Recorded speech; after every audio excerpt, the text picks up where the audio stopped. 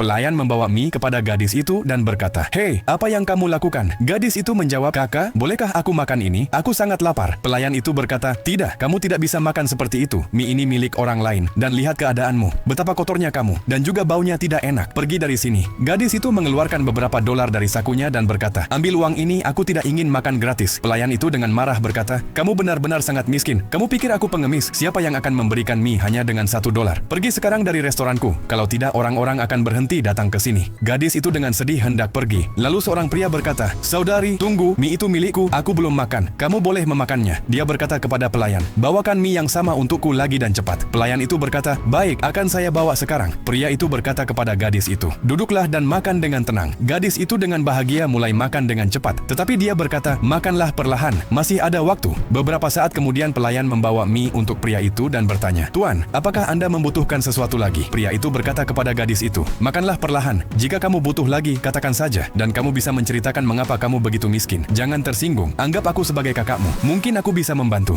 Gadis itu berkata sambil menangis, "Karena Anda bertanya, saya akan ceritakan. Orang tua saya sudah tidak ada. Saya tinggal bersama nenek tua saya. Saya masuk universitas, dan nenek bekerja keras untuk mendapatkan uang demi pendidikan saya. Tetapi suatu hari dia juga meninggal. Lalu saya harus berhenti sekolah dan berpindah-pindah tempat. Impian nenek adalah agar saya menjadi orang besar. Tetapi semuanya berbalik. Tidak ada lagi yang mendukung saya. Jadi saya memulai usaha kecil menjual pulpen untuk mendapatkan sedikit uang. Tetapi sekarang usaha itu juga berhenti. Saya sudah beberapa hari tidak makan. Jika Anda tidak memberi saya makan hari ini, saya akan tidur lapar lagi." Pria itu berkata, "Sudah cukup menangis. Saya mengerti rasa sakitmu. Lakukan ini, bawakan saya air dan minuman dingin, lalu kita bicara." Gadis itu pergi. Saat itu pria tersebut menulis beberapa catatan penting di buku hariannya, memasukkan kartu bank ke dalamnya dan pergi. Ketika gadis itu kembali dengan minuman dingin, pria itu sudah tidak ada. Dia sedih. Lalu matanya jatuh pada buku harian di meja. Di dalamnya ada kartu bank dan surat. Dalam surat itu tertulis, "Saudari, ini bisa mengubah hidupmu. Simpan kartu bank ini. Di dalamnya ada $10.000. Gunakan uang ini untuk menyelesaikan pendidikanmu dan mewujudkan impianmu. Aku tidak tahu apa yang menunggumu di masa depan, tetapi aku tahu satu hal. Pendidikan adalah kekuatan yang dapat mengubah nasib seseorang." Setelah membaca surat itu, gadis itu menjadi lebih berani. Beberapa tahun kemudian, bisnis pria itu mengalami kerugian besar, dan dia sangat sedih. 10 tahun kemudian, gadis yang sama muncul di hadapannya. Dia bertanya, "Apakah Anda mengenali saya?" Pria itu berkata, "Tidak, saya tidak pikir saya mengenalmu." Gadis itu berkata, "Cobalah mengingat Anda memberi saya makan mie di hotel 10 tahun lalu, dan memberi saya $10.000. Pria itu mengenalinya dan berkata, "Oh, jadi kamu gadis itu?"